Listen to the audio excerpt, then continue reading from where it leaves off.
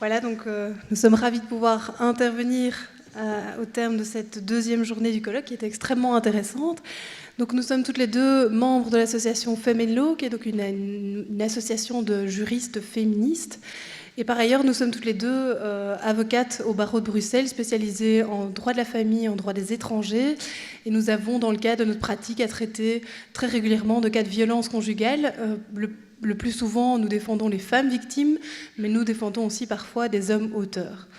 Alors, notre pratique se limite du coup au barreau de Bruxelles, mais vous pourrez constater que finalement, ça rejoint très fortement, les constats qu'on peut formuler rejoignent très fortement ce qu'on a déjà pu entendre au cours de ces 2 journées. Alors on va centrer notre intervention sur 2 axes, celui de la femme et donc des mesures qui sont prises dans le cadre de la procédure en séparation et en divorce concernant les femmes. Donc là on vous parlera d'abord des mesures préalables à l'intervention d'un avocat qui sont déjà, donc au moment des violences, qui sont déjà extrêmement importantes et ont des conséquences sur la suite de la procédure. Puis on vous parlera de la question des résidences séparées, de l'attribution préférentielle du logement aux femmes victimes de violences, de la prise en considération des violences dans le cadre du divorce. Et on passera ensuite aux mesures relatives aux enfants en évoquant la question de l'hébergement, de l'autorité parentale, des contributions alimentaires, pour terminer avec un petit mot sur la médiation. Et donc, c'est vrai que j'ai oublié du coup de nous présenter au niveau des noms. Donc moi, je m'appelle Caroline Momer et ma collègue s'appelle donc Caroline Prudon. Voilà, elle va commencer d'ailleurs. Je vous remercie. Bien, comme vous avez vu, voilà, on a un plan assez ambitieux, donc on va devoir, je vais lancer mon chronomètre pour essayer de respecter le timing. Mais donc pour commencer, on voulait aborder avec vous, rappeler effectivement les mesures préalables qui interviennent finalement avant l'intervention des avocats, à savoir l'intervention des services de police, du procureur du roi et parfois du juge d'instruction. Donc, comme tout le monde ici l'aura constaté, je crois, dans sa pratique, on a encore très souvent des difficultés avec un accueil des victimes qui est encore inadéquat dans les commissariats de police et dans le traitement des plaintes qui sont posées pour des violences conjugales, ou alors parfois dans l'intervention même des policiers sur place lorsqu'ils sont appelés à venir au domicile pour constater effectivement des violences juste après leur commission. Je voulais rappeler que, effectivement, la manière dont les policiers vont intervenir et le procureur du roi également, et de la manière dont ils vont appréhender le dossier dès le départ, cela va influencer nettement la suite de la procédure et la suite des mesures qui vont être prises par le tribunal de la famille ou le tribunal de la jeunesse parfois. Donc on insistera de nouveau sur l'importance au niveau de la rédaction des procès-verbaux, de la mise en exergue de la dangerosité de l'auteur, qui est vraiment important, puisque c'est ça qui va être un élément vraiment constitutif et objectif dans le dossier, tout au long du dossier judiciaire. On croit aussi que une réaction qui est rapide et ferme au niveau de la justice pénale permettra évidemment à l'auteur quand même de sentir un peu moins libre de faire perdurer les violences, en tout cas on l'espère. Ce qui est certain, c'est que quand on voit encore parfois des réactions de policiers qui viennent au domicile, ils sont appelés sur place, ils constatent qu'il y a des coups parfois en pleine nuit et que finalement il n'y a aucune réponse adéquate qui est donnée à la victime. On lui demande des fois à madame de quitter les lieux avec les enfants en pleine nuit sous couvert d'une menace d'envoyer le dossier en protectionnel et cette menace, cette épée de Damoclès du placement des enfants qui est au-dessus de sa tête. Mais c'est clair que ce n'est pas une manière évidemment d'aborder, de donner une réponse adéquate à la victime. Alors au mieux parfois on aura peut-être une invitation envers l'auteur de quitter le domicile pour la nuit. De nouveau, c'est une réponse inadéquate pour la nuit et le lendemain monsieur revient au domicile sans être vraiment réellement inquiété, avec tous les risques, et tout le risque de représailles en fait pour la victime qui va se trouver dans une situation encore plus difficile et dans une situation encore plus anxiogène, puisque on n'aura pas répondu correctement à son appel à l'aide. Pourtant, alors, dans l'arsenal législatif belge, il y a quand même une loi importante, la loi du 15 mai 2012, qui est relative à l'interdiction temporaire de résidence en cas de violence domestique, et qui permet au procureur du roi de prendre une mesure, donc une ordonnance, qui va interdire de manière immédiate à l'auteur, on va lui interdire de rester au domicile conjugal et donc lui enjoindre de quitter immédiatement le domicile conjugal. Alors pour ce faire, le procureur du roi devra estimer qu'il y a bien une menace grave et immédiate pour la sécurité d'une ou plusieurs personnes qui occupent la résidence. Alors il faut savoir que cette loi est quand même très peu utilisée, nous ne l'avons jamais vue dans la pratique, en tout cas dans notre pratique. Il y a eu des statistiques qui montrent aussi qu'au niveau des arrondissements judiciaires, c'est très très variable et on voit que ça dépend vraiment du magistrat qui va être en charge du traitement des violences conjugales et familiales. L'avantage de cette ordonnance, c'est qu'on a une réaction quand même qui est très rapide. Il y a une interdiction qui est valable donc, pendant 14 jours, mais le procureur du roi doit tout de suite saisir le tribunal de la famille. Et donc le tribunal de la famille devra fixer une audience dans les 14 jours, et soit confirmer cette interdiction et même la prolonger pour une période plus longue, ou il peut la lever, d'où l'importance effectivement qu'on ait des procès-verbaux qui soient très bien rédigés, que tous les éléments soient bien au dossier. Mais donc ça peut permettre au tribunal de la famille de se saisir du dossier très rapidement. Et alors la victime et les parties sont invitées en fait, à introduire une demande de mesures réputées urgentes. Donc on va pouvoir décider de prendre des mesures concernant les enfants et concernant la résidence commune.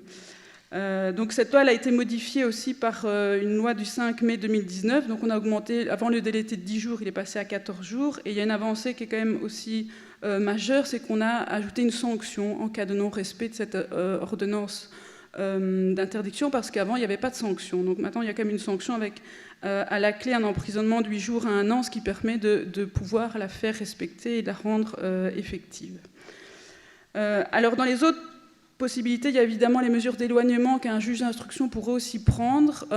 Donc à partir du moment où on se trouve face à des faits d'une gravité extrême, le procureur du roi pourra demander au juge d'instruction de délivrer un mandat d'arrêt. Si le juge d'instruction le délivre, il n'y a pas de difficulté, mais parfois le juge d'instruction va souvent ne pas délivrer un mandat d'arrêt, mais par contre prendre des mesures alternatives au mandat d'arrêt. Et là, dans ces mesures alternatives, il y a des conditions très strictes à respecter et il peut y avoir une interdiction d'approcher la victime, par exemple, à plus de ou à moins de 300 mètres de sa résidence, et une interdiction formelle de tout contact direct, indirect, physique ou par quelque réseau que ce soit de la victime.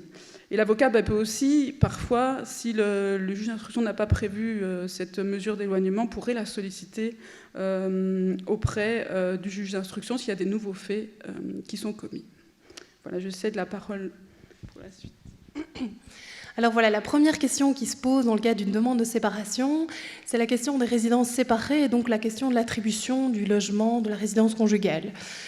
Alors, il y a la loi du 28 janvier 2003 a inséré une disposition légale à ce sujet dans l'article 223 du Code civil, qui a ensuite été transféré dans le Code judiciaire à l'article 1253 ter/5 alinéa 3, qui dit que si un époux ou un cohabitant légal se rend coupable de toute une série d'infractions qui sont en réalité des violences sexuelles ou physiques, ou a tenté de commettre un fait ou qu'il existe des indications sérieuses de tel comportement, eh bien, l'autre époux se verra attribuer, sauf circonstances exceptionnelles, la jouissance de la résidence conjugale.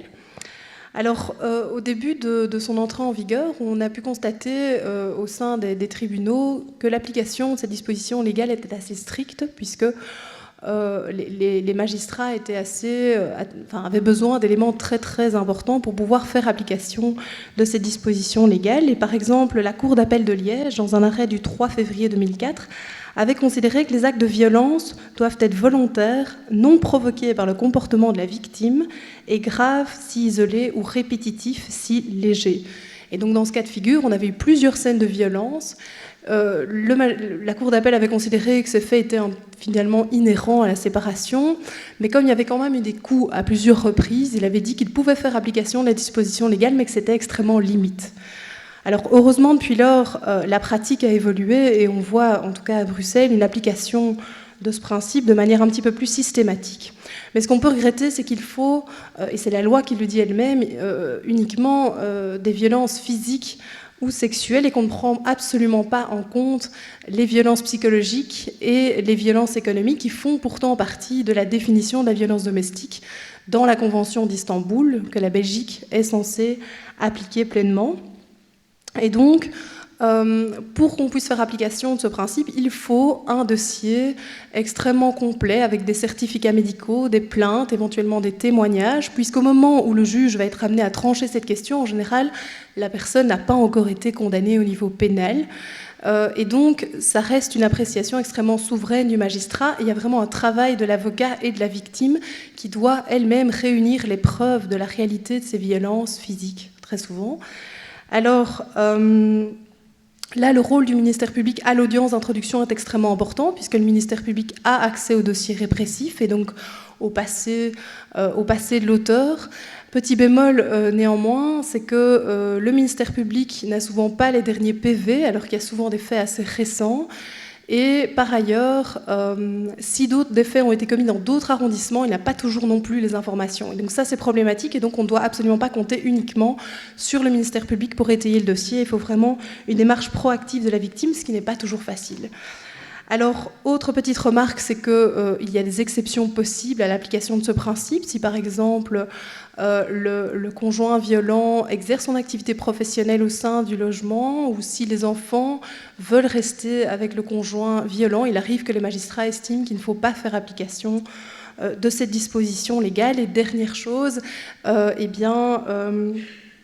l'application de ces dispositions n'est possible que pour les couples mariés et cohabitants légaux, c'est-à-dire que toutes les situations de violence conjugale dans le cas d'un concubinage ne permettent absolument pas l'application de ces dispositions légales, et donc ça rend les choses beaucoup plus compliquées, puisqu'en tant qu'avocat, on n'a pas de base légale, il faut se référer au droit commun et faire une action éventuellement devant le tribunal de première instance.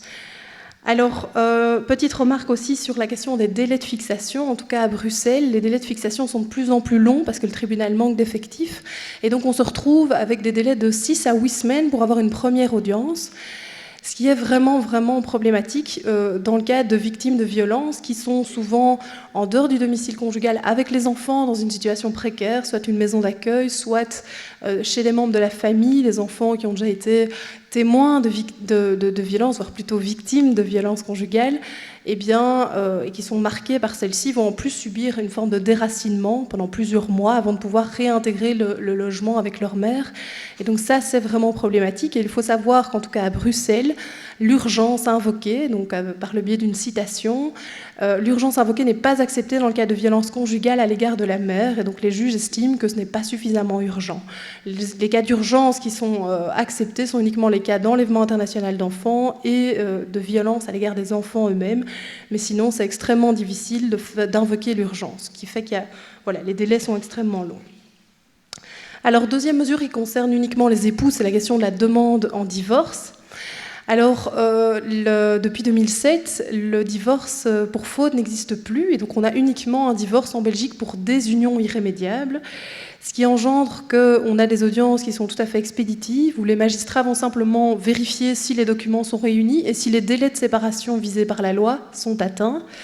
Et on a de plus en plus une forme d'invisibilisation des violences conjugales dans le cadre du divorce, ce qui parfois pour la victime est assez difficile à accepter et à comprendre, puisqu'on ne va pas du tout parler des violences conjugales devant le juge du divorce.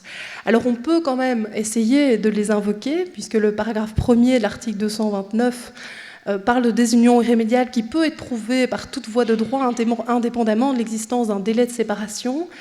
Mais les magistrats sont extrêmement réticents. Quand on invoque cette disposition légale, ils nous disent tout de suite, voilà, moi je ne peux pas prendre l'affaire maintenant, il va falloir conclure, vous en avez pour plusieurs mois avant d'avoir une décision.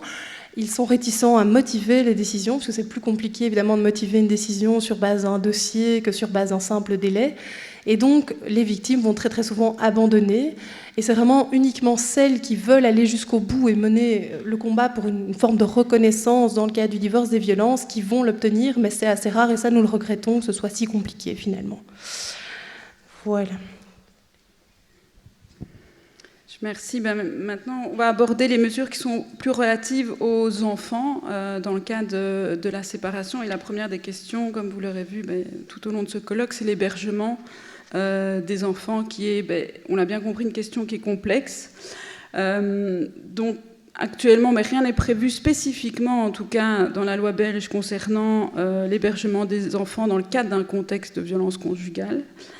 Donc en fait, les praticiens doivent faire preuve d'initiative et on va devoir, de manière sûrement très imparfaite, mais développer des stratégies pour proposer en tout cas, par exemple, d'éviter des contacts entre l'auteur de l'agression et sa victime lorsqu'il y aura le passage des enfants. Donc on peut par exemple envisager de procéder à un échange des enfants dans un lieu public, devant l'école ou devant le commissariat de police, même si c'est pas forcément le plus adéquat, mais ça peut un peu plus sécuriser la mère, au moins dans un premier temps. Parfois, mais c'est assez exceptionnel, on peut avoir un passage des enfants qui soit prévu au départ d'un espace rencontre, et donc dans un lieu neutre avec des professionnels qui seront présents, mais je vous dis c'est assez exceptionnel.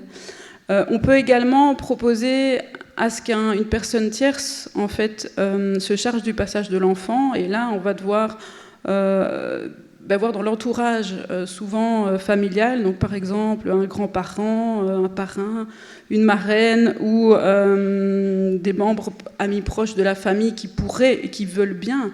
Évidemment, il faut que ce soit sur une base volontaire, puisque le tribunal de la famille ne peut rien imposer à ces personnes, puisqu'elles ne sont pas parties au procès.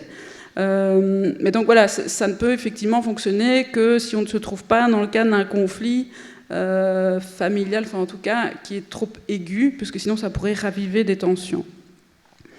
Par rapport aux autres outils, on en a parlé aussi ce matin encore, il y a effectivement l'audition des enfants, qui est, on l'a rappelé ce matin, sur les conditions de l'audition, qui est proposée quand les enfants ont plus de 12 ans et quand ils ont moins de 12 ans, mais ce sera au juge d'apprécier la possibilité de les entendre. Toute la difficulté, elle a été résumée ce matin, c'est que entendre les enfants, c'est une chose, mais il faut surtout pouvoir les écouter. Et souvent, là, on a des difficultés entre la parole de l'enfant et ce qui va en ressortir au niveau de la procédure, ce que va en ressortir le juge dans sa décision. Alors, l'autre possibilité aussi que j'évoque, mais rapidement, enfin qu'on voit quand même, parce qu'il y a quand même certains magistrats, tout va dépendre vraiment de la sensibilité du magistrat qui sera en face de nous. On a des magistrats qui sont beaucoup plus sensibles au contexte de violence conjugale, avec qui on peut quand même dialoguer et mettre le doigt sur cette situation. Et par exemple, quand on a des enfants plus grands qui refusent complètement d'aller chez leur père, je viens de voir récemment, plusieurs fois, coup sur coup, des magistrats qui proposent des expertises simplifiées. C'est-à-dire que ce n'est pas une expertise pédopsychiatrique qui est très lourde et très longue, l'expertise pédopsychiatrique, mais l'expertise simplifiée, c'est aussi une expertise donc plus rapide par un psychologue et qui vient aussi donner ses conclusions devant le juge de la famille et expliquer le contexte, la parole de l'enfant, ses peurs, ses craintes.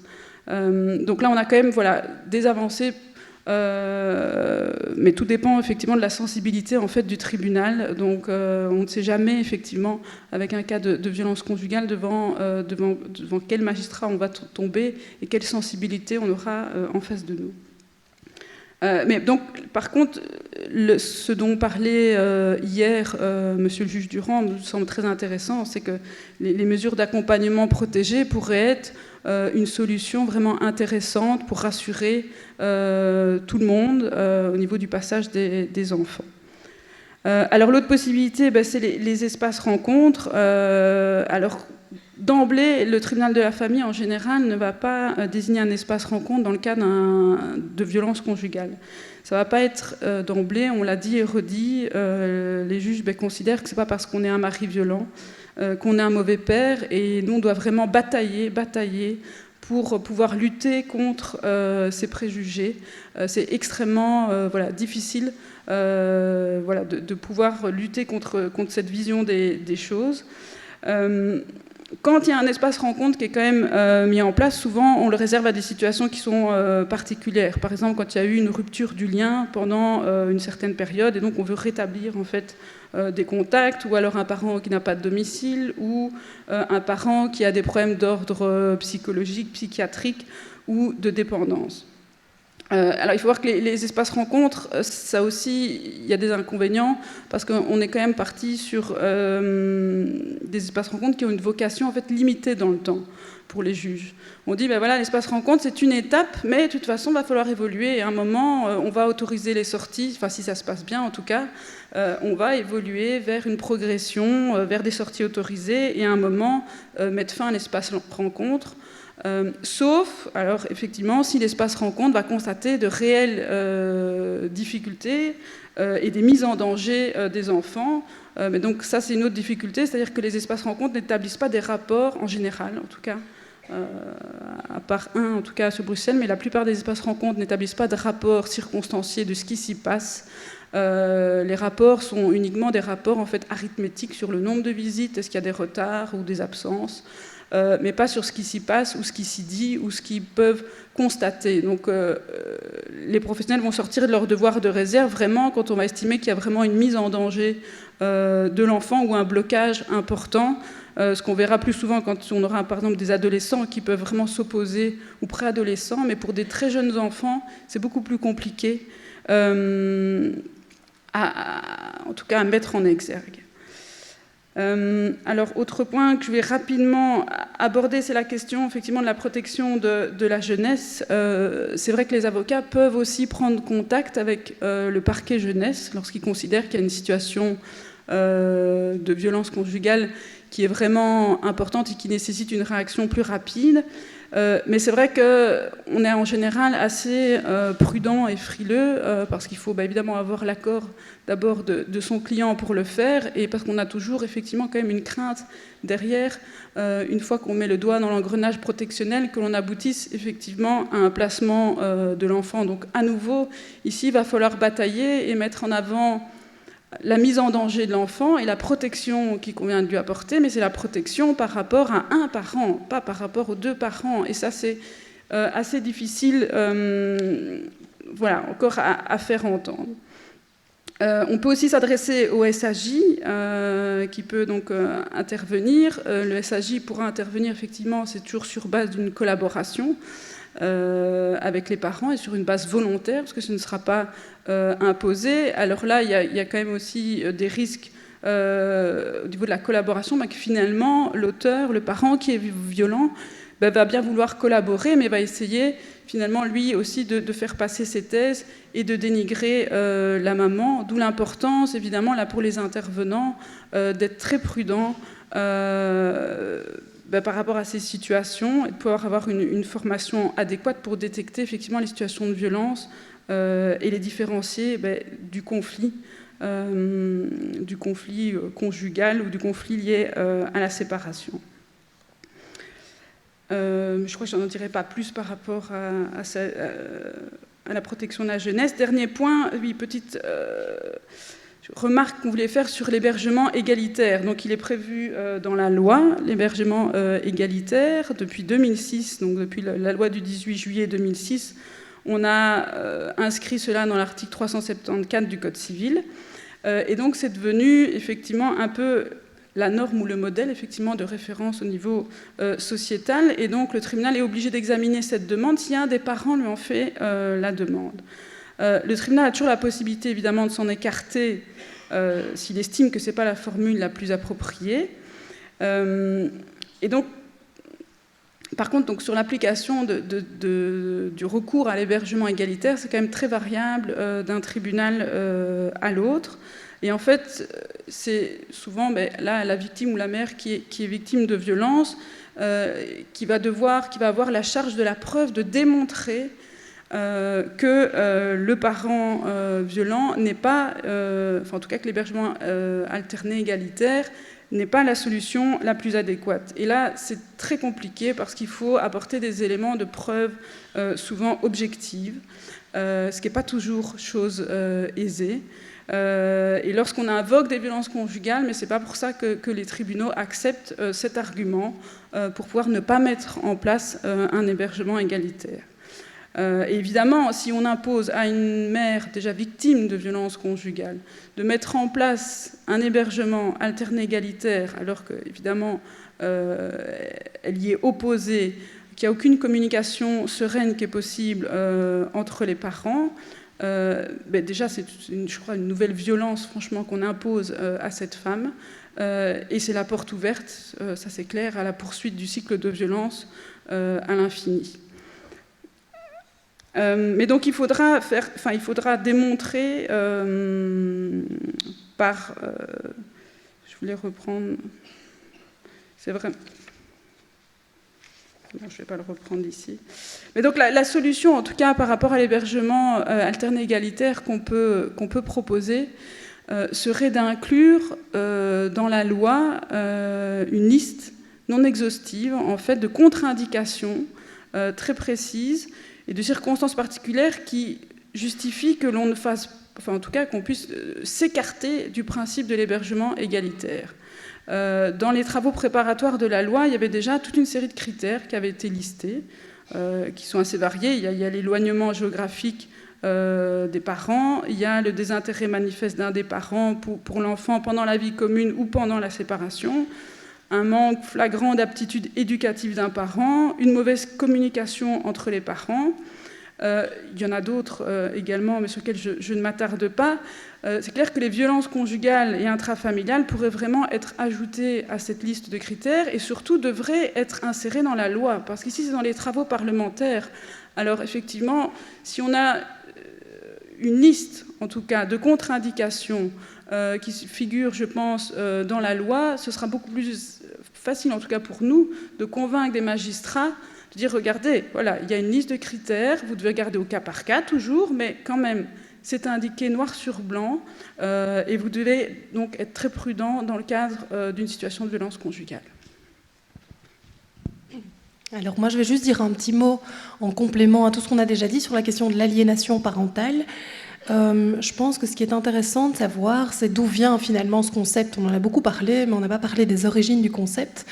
Alors en fait, c'est un psychiatre américain qui s'appelle Richard Gardner, et en 1985, il définit le syndrome d'aliénation parentale. Donc il parle de syndrome, c'est-à-dire d'un trouble psychique chez l'enfant. Et il faut savoir qu'il menait seul ses recherches et qu'il a autopublié l'ensemble de ses résultats, et que son syndrome n'a jamais été inséré dans le manuel statistique et diagnostique des maladies mentales utilisé à l'échelle mondiale, et ce faute de fondements scientifiques. Et dans ses écrits, il précisait que 90% des parents aliénants sont des femmes, parce que les femmes ne supporteraient pas la rupture, et qu'en tant que sexe faible, elles utiliseraient des manipulations psychologiques en guise de maltraitance et de vengeance. Donc c'est de là que vient le syndrome d'aliénation parentale. Et donc ce syndrome a été largement critiqué, je pense qu'ici on est tous d'accord, et repris par toute une série d'associations défense de pères, et entre guillemets valorisé, mis en avant aussi par ce principe d'égalité entre les parents, de nécessité de maintien du lien entre les deux parents. Et donc, évidemment, dans la pratique, au niveau des tribunaux belges, on voit qu'on a des décisions judiciaires encore très récentes qui font expressément référence à ce syndrome et qui citent Gardner dans leurs écrits. Donc je ne sais pas si les magistrats sont suffisamment au courant de ce que c'est initialement, et nous estimons que c'est extrêmement dangereux, puisque dans les faits, les cas réels d'aliénation parentale sont extrêmement rares. On a toute une série d'autres mécanismes qui entrent en jeu, mais clairement pas de l'aliénation parentale. Et j'avais aussi envie de vous citer les résultats d'une étude qui avait été faite, je pense au Canada, sur le pourcentage des enfants qui mentent dans le cadre d'abus sexuels.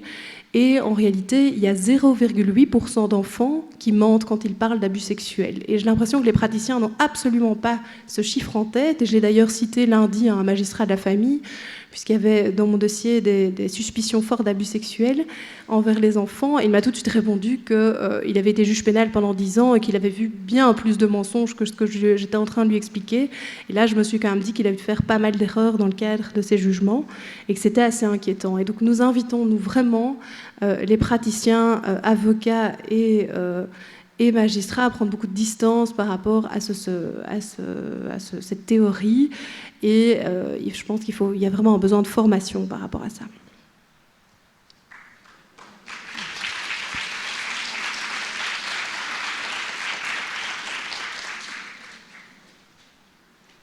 Mais donc je vais poursuivre par rapport à À l'autorité parentale, on l'a vu, l'exercice de l'autorité parentale conjointe, qui est désormais la règle, est un moyen effectivement de continuer à poursuivre les violences.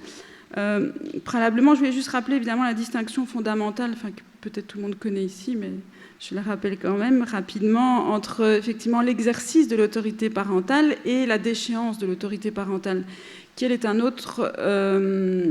autre mesure qui n'est pas du tout, qui ne concerne pas le tribunal de la famille, mais en fait le tribunal de la jeunesse, puisque là c'est le tribunal de la jeunesse qui pourra vraiment dans des cas particulièrement graves et qui sont définis dans la loi, déchoir un parent de son autorité parentale.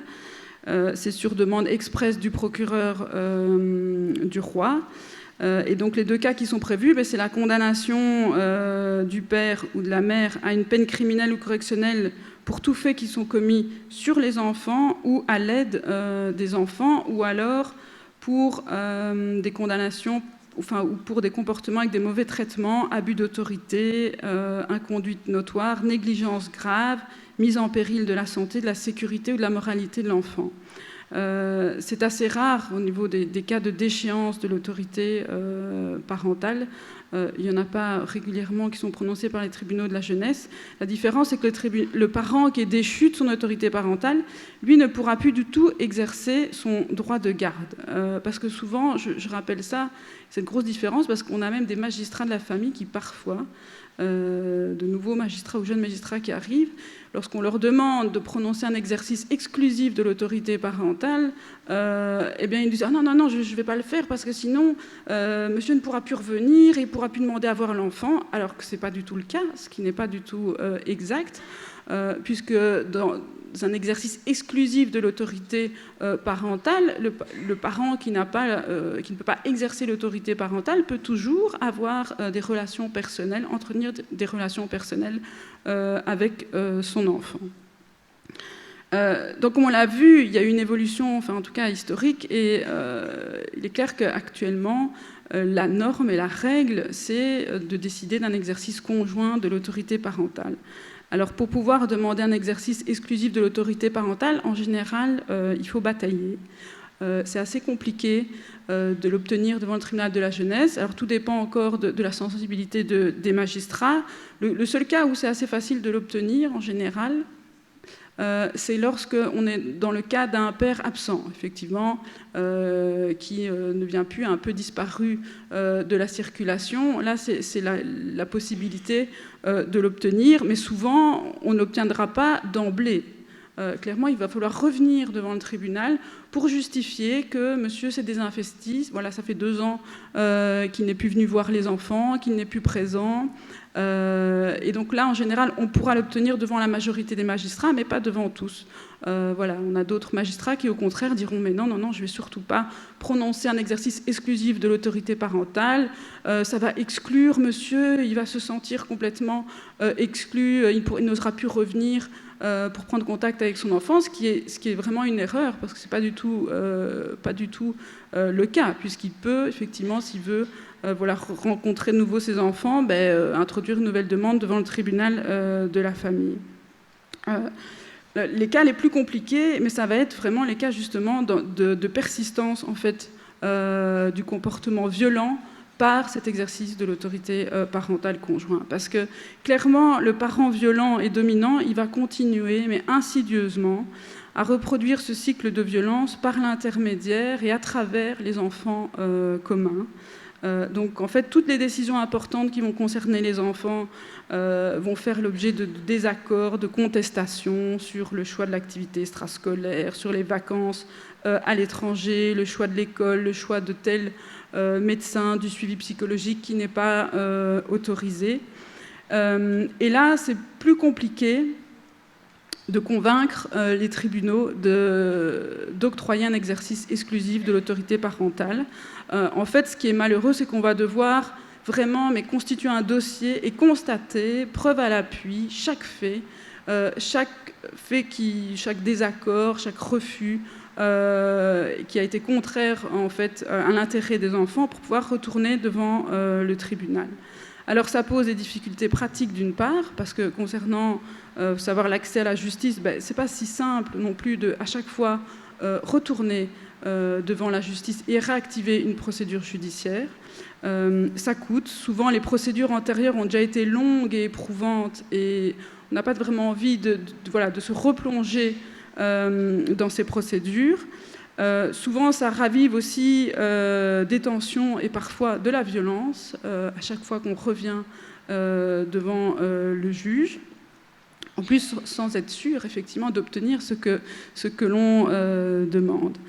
L'autre difficulté, c'est que ce qui est vraiment dommageable, et c'est vraiment très irrespectueux au niveau des enfants, parce qu'en fait, on va devoir constater, attendre que les problèmes se posent, que l'intérêt des enfants soit bafoué, pour qu'enfin on puisse reconnaître qu'il faut retirer cet exercice conjoint de l'autorité parentale.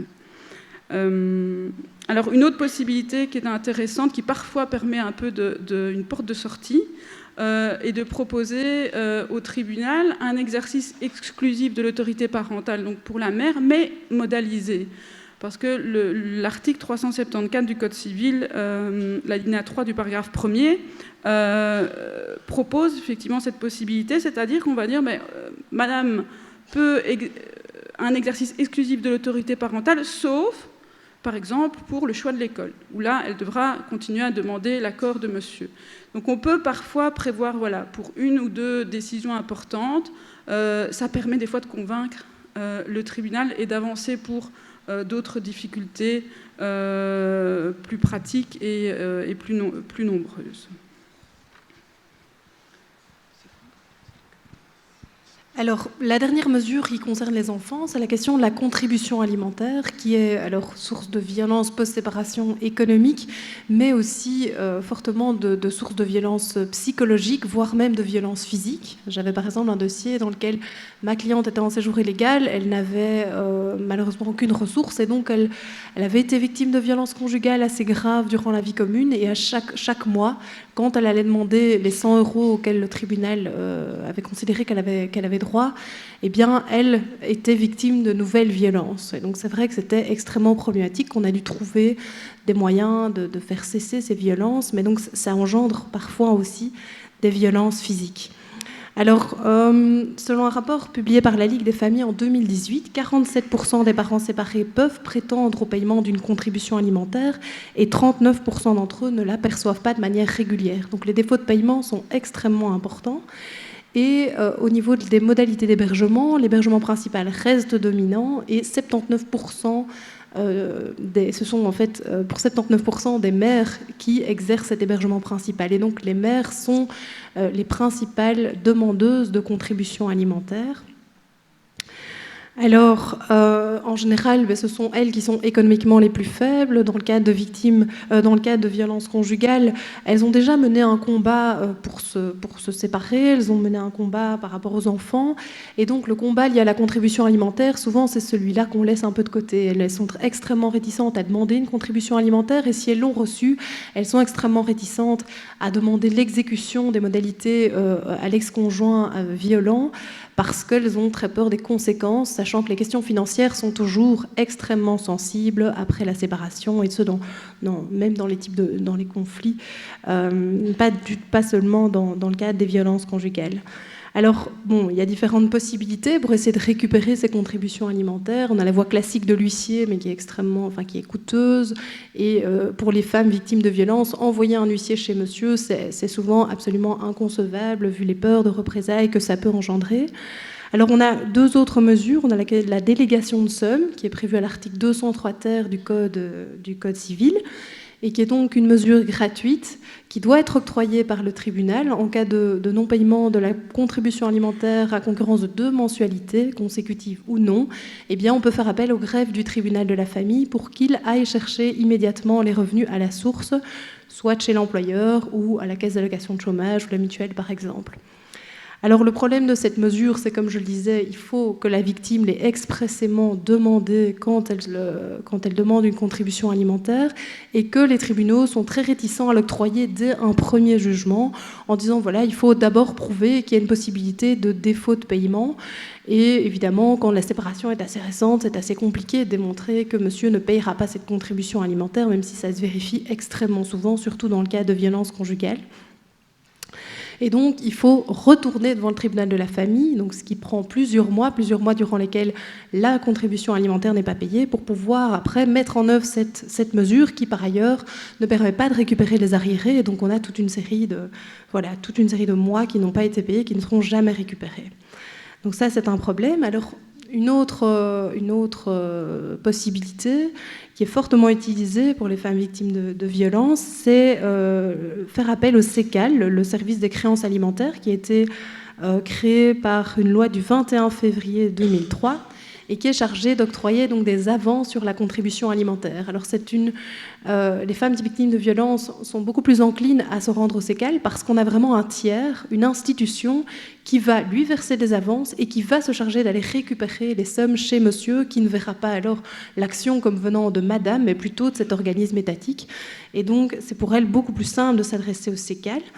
Maintenant, le SECAL, oui, petite information, selon le dernier rapport d'évaluation publié par le SECAL en 2010, le service est sollicité à 94% par des mères, ce qui confirme que ce sont vraiment la majorité des mères qui ne perçoivent pas les contributions alimentaires.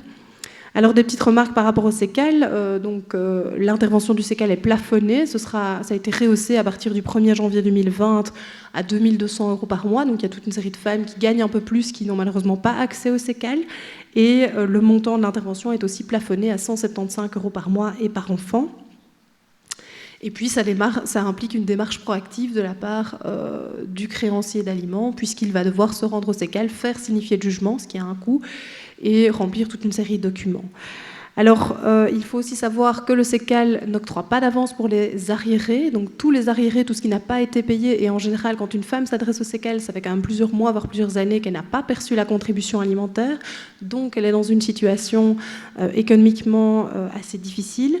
Eh bien, on n'a pas de paiement d'avance pour les arriérés. Par contre, le SECAL va essayer de récupérer ses arriérés, mais c'est souvent très très compliqué parce qu'il va d'abord se rembourser lui-même des avances effectuées et qui ont été données, se rembourser l'huissier, et ensuite seulement va commencer à rembourser la femme pour tous les arriérés qui n'ont pas été payés. Et donc, en général, elle reçoit très peu, voire pas du tout, ou alors ça prend des années et des années. Et donc... Dernier élément aussi qui pose problème, c'est la question des frais extraordinaires. Le SECAL ne donne pas d'avance sur les frais extraordinaires, alors que ce sont donc tous les frais imprévisibles, qui sont quand même des frais qui grèvent de manière très importante le budget du parent qui les avance, puisque ce sont des frais, donc ce sont les voyages scolaires, les frais de logopédie, les frais des appareils orthodontiques, etc. Donc vraiment des frais qui peuvent vite être assez élevés. Et donc ça, on n'a pas non plus de solution. Puisque ça implique de faire des décomptes, de donner des justificatifs. C'est parfois très difficile pour certaines femmes de faire cet exercice, et donc la majorité du temps, elles abandonnent et elles ne réclament pas ces frais extraordinaires. Alors, je vais quand même citer le fait qu'il y a un arrêté royal qui a été pris et qui est en vigueur depuis le 22 avril 2019, qui fixe une définition claire des frais extraordinaires, ainsi que les différentes modalités d'exécution, la façon de faire les décomptes, les règles en matière de consentement préalable, ce qui est une avancée à notre sens assez positive, puisqu'avant, tout ça était laissé à l'appréciation des magistrats. Et donc c'est vrai qu'on avait, en fonction des arrondissements judiciaires, voire même de différents magistrats au sein d'un même tribunal, des définitions différentes, des modalités d'exécution différentes. Et évidemment, ça rendait pour le justiciable beaucoup plus compliqué les méthodes et comprendre comment finalement il peut faire pour récupérer concrètement ces frais extraordinaires. Et donc c'est un outil qui doit vraiment être utilisé. Et donc voilà, pour conclure, Caroline va vous parler de la médiation.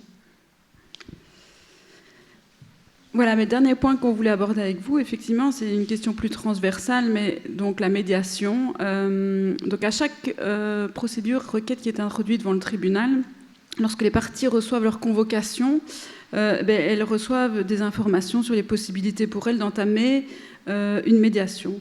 Il faut savoir qu'à l'audience d'introduction, le juge peut, soit d'office ou à la demande d'une des parties, remettre l'affaire un mois plus tard pour permettre aux parties de discuter, ou alors les renvoyer en médiation. Il y a un seul cas où le juge en fait ne peut pas renvoyer les parties en médiation, c'est si toutes les parties s'y opposent, mais toutes, c'est-à-dire les deux parties. En général, il faudra voir que surtout dans le cas de violence conjugale, on peut très bien avoir l'auteur qui va être favorable à initier une médiation en se disant justement ça va être le moyen de continuer effectivement à dominer, à exercer une certaine pression ou domination sur sa victime. Et donc il va falloir s'y opposer. Actuellement, on voit dans la pratique des cas où les juges, certains magistrats, parce qu'on voit clairement des différences entre les tribunaux et en fonction de la composition du siège, il y a des magistrats qui d'office essayent de renvoyer systématiquement quasiment des personnes en médiation. Il y a même des cas assez hallucinants. J'ai assisté à des audiences où un magistrat poussait pour une médiation alors qu'il y avait eu une mesure d'éloignement prise par le juge d'instruction, une tentative de défenestration et donc une interdiction de tout contact. Et on continuait effectivement à insister auprès de madame, et dire mais si vous allez aller en médiation. Et donc voilà, il y a vraiment des difficultés en fonction des magistrats qui traitent des dossiers famille. Alors clairement, vous l'avez bien vu, tout le monde l'a dit, on est tous d'accord pour dire que la médiation est un processus qui n'est absolument pas compatible avec les situations de violence conjugale. D'ailleurs, l'article 48 de la Convention d'Istanbul dispose que les parties prennent des mesures législatives ou autres nécessaires pour interdire en fait, les modes alternatifs de résolution des conflits obligatoires, y compris la médiation et la conciliation, en ce qui concerne toutes les formes de violence couvertes par le champ d'application. On en est loin et clairement, il faudrait inclure dans la loi en Belgique proscrire en fait, le recours à la médiation lorsqu'on se trouve dans un cas de violence conjugale. Je ne vais pas m'étendre sur les raisons, mais je crois que tout le monde est convaincu ici des raisons pour lesquelles, de toute façon, il ne faut pas recourir à la médiation, puisqu'on a une responsabilité en fait, qui est partagée et on renforce finalement la culpabilité de la victime et on déresponsabilise l'auteur des violences. Ce qui est important, c'est que les avocats préparent leurs clientes à cette possibilité, cette éventualité lors de l'audience d'introduction. Malgré parfois la préparation des clients, c'est quand même extrêmement difficile en tant que victime de s'opposer à un magistrat qui vous suggère avec insistance d'aller vers une médiation. Donc l'avocat devra s'opposer, expliquer clairement le refus et pour quelles raisons il y a un refus d'y participer. Et si jamais cette médiation est quand même imposée, parce que l'auteur des violences l'a accepté, alors on peut que conseiller aussi à l'avocat de la cliente, enfin de l'avocat de la victime, d'accompagner sa cliente en médiation, d'être présent à ses côtés, parce que ça va quand même permettre d'avoir un support, de faire éventuellement une interruption pendant la médiation, de contrôler qu'on ne va pas accepter, que madame ne va pas accepter un peu sous la pression d'en finir assez vite des choses qui sont contre son intérêt. Mais donc voilà, la solution pour nous, c'est clairement de se conformer aux obligations internationales et de proscrire la médiation, en tout cas dans la loi. Et alors, en petite conclusion, on avait juste, vous voyez que le travail à mener, il est encore très très long et immense. Pour faire évoluer les choses. On avait des petites suggestions évidemment sur ce qui pouvait être amélioré. Je crois que ça rejoint un peu tout ce qui a été dit, mais c'est évidemment la formation, des formations obligatoires, que ce soit pour les services de police, les magistrats, les avocats, les services d'aide à la jeunesse. Je crois que c'est extrêmement important qu'il y ait une connaissance du problème des violences conjugales et du cycle de violence. L'accès à la justice peut être aussi amélioré pour les victimes de violences conjugales. Il faudrait évidemment une meilleure triangulation entre ces trois planètes, donc entre le juge d'instruction, le tribunal de la famille et le tribunal de la jeunesse. Peut-être envisager, pourquoi pas, que des magistrats soient spécialisés dans le traitement des violences intrafamiliales. Et évidemment, plus de moyens aussi pour la justice. Comme vous voyez, quand on doit attendre, nous, 2 mois pour avoir la fixation d'une requête en mesure réputée urgente. Donc voilà, c'est une mesure qui est réputée urgente. Le code judiciaire nous dit qu'elle doit être fixée dans les 15 jours, mais que réellement, on a une réponse que 2 mois après. Ben, évidemment, les situations les victimes sont totalement démunies et doivent se dépatouiller et souvent se mettre en danger pendant cette période où on n'a aucune décision judiciaire. Voilà.